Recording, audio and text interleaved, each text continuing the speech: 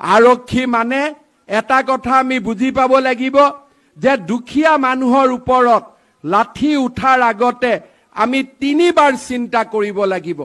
যেতিয়া আমি ৰাস্তাত পথত বা আমাৰ কৰ্তব্যৰ সময়ত যেতিয়া আমি ধনী মানুহৰ ওপৰত লাঠি চলাম সেই সময়ত আমি সকলোৱে বুজি পাওঁ যে এই মানুহজনৰ ওপৰত যদি মই লাঠি মাৰো তেতিয়াহলে এই মানুহজন কোৰ্টত যাব, এছপিৰ ওচৰত যাব, ডিজিপিৰ ওপৰত যাব, মোৰ ওপৰত একশন হ'ব।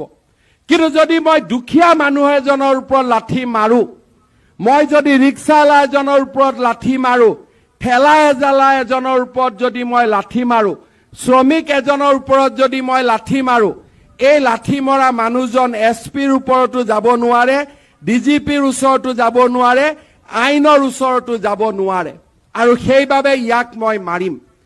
কিন্তু আমি এটা কথা মনত ৰাখিব লাগিব, সেই দৰিদ্ৰজনৰ ৰক্ষাকৰ্তা আমি।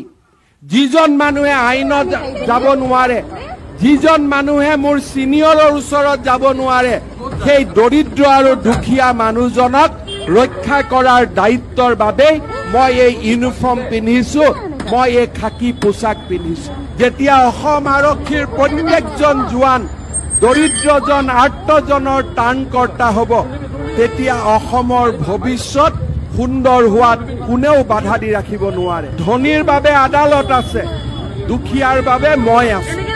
এই চিন্তাৰে আমি আগুৱাই যাব লাগিব।